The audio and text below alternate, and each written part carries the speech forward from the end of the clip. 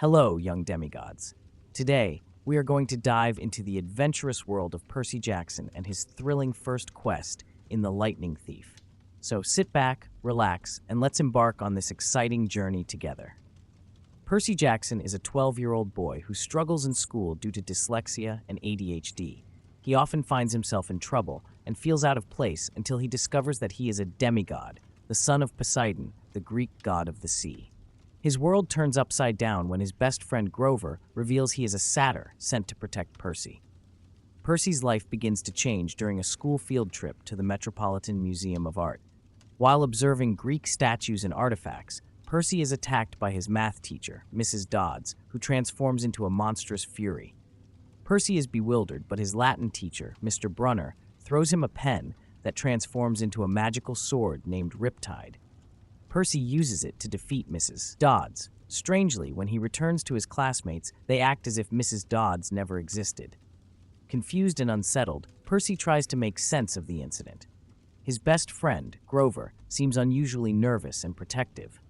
As the school year ends, Percy and Grover travel back to New York City, where they encounter strange, threatening figures. Grover reveals that he is a satyr, a half-goat, half-human creature assigned to protect Percy.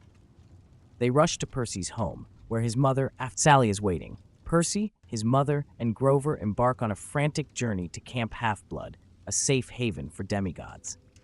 As they drive through a stormy night, they are attacked by the Minotaur, a monstrous creature from Greek mythology.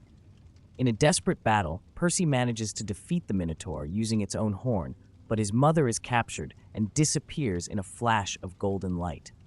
Devastated, Percy carries an injured Grover across the camp's magical boundary, collapsing from exhaustion. Percy wakes up in the camp's infirmary, where he meets Mr. Brunner, who is actually Chiron, a centaur and the camp's activities director. Percy learns that Camp Halfblood is a sanctuary for demigods, the children of gods and mortals. Chiron explains that Percy's dyslexia and ADHD are actually indicators of his demigod heritage. His brain is hardwired for ancient Greek, and his hyperactivity is a result of his battle instincts. Percy is introduced to Annabeth Chase, the daughter of Athena, and Luke Castellan, the son of Hermes. He is placed in the Hermes cabin, where undetermined demigods stay. Percy quickly realizes that the camp is filled with training exercises, ancient Greek games, and other demigods honing their skills. Despite the excitement, Percy feels a sense of loss and confusion about his missing mother and his newfound identity. During a game of Capture the Flag, Percy discovers his divine heritage when he is attacked by a hellhound. In the heat of battle, Percy heals himself in the nearby creek, revealing his power over water. The campers kneel to Percy as a holographic trident appears above his head, marking him as the son of Poseidon. This is significant because the big three gods, Zeus, Poseidon, and Hades, had agreed not to have any more children due to a prophecy that a child of one of the big three would either save or destroy Olympus.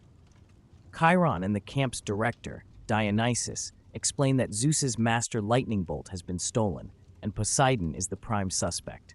To prevent a war among the gods, Percy must find and return the bolt by the summer solstice. With Grover and Annabeth by his side, Percy sets out on a dangerous quest across the United States. The trio faces numerous challenges and mythological creatures during their journey. They first encounter the Furies on a Greyhound bus, barely escaping with their lives.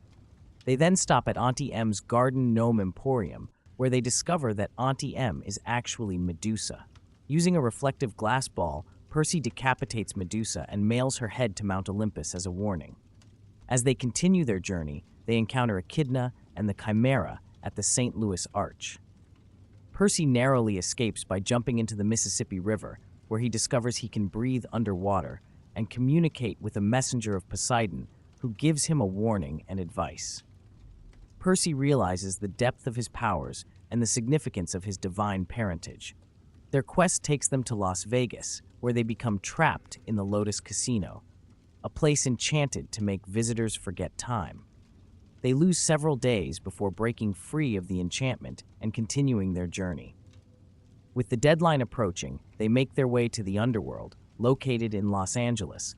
At the entrance to the underworld, they bribe Chiron, the ferryman, with drachmas to take them across the River Styx.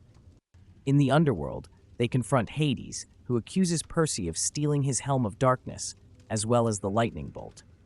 Percy realizes they have been set up when he finds the bolt hidden in his backpack, a trick orchestrated by the true thief. Percy and his friends manage to escape the underworld with the help of Persephone, who distracts Hades. They reach the surface and head to the Empire State Building, the modern entrance to Mount Olympus. Along the way, they are ambushed by Ares, the god of war, who reveals that he orchestrated the theft to start a war among the gods. Percy challenges Ares to a duel on the beach in Santa Monica, using his wits and newfound skills to defeat the war god. Ares curses Percy, warning that his journey is far from over. Returning the bolt to Zeus and the helm of darkness to Hades, Percy prevents the war. The gods agree to keep a closer watch on their children and their affairs in the mortal world. Percy is offered immortality by Poseidon, but he declines, choosing to remain mortal and continue his life as a demigod. Percy returns to Camp Halfblood as a hero, celebrated by his fellow campers. He spends the remainder of the summer honing his skills, forming strong bonds with Annabeth and Grover. Despite the joy of his victories, Percy remains haunted by the prophecy and the threats looming over the demigod world. As the summer ends, Percy must decide whether to stay at Camp Halfblood year-round or return to his mortal life with his mother. After much contemplation, Percy decides to return to New York City, hoping to balance his life as a demigod with his responsibilities in the mortal world. And that's the story of Percy Jackson and the Olympians, the Lightning Thief. It's a tale of adventure, friendship, and discovering your true self. Thank you for joining us on this epic journey. If you enjoyed this adventure, make sure to give this video a thumbs up. Don't forget to subscribe to our channel for more exciting book summaries and mythical tales. Hit the notification bell so you never miss an update. Share this video with your friends who love thrilling stories and Greek mythology. And be sure to check out our other book summaries for more amazing adventures from the world of Percy Jackson and beyond. Stay tuned for more epic quests, and remember, Demigods, the next great adventure is just around the corner. See you next time.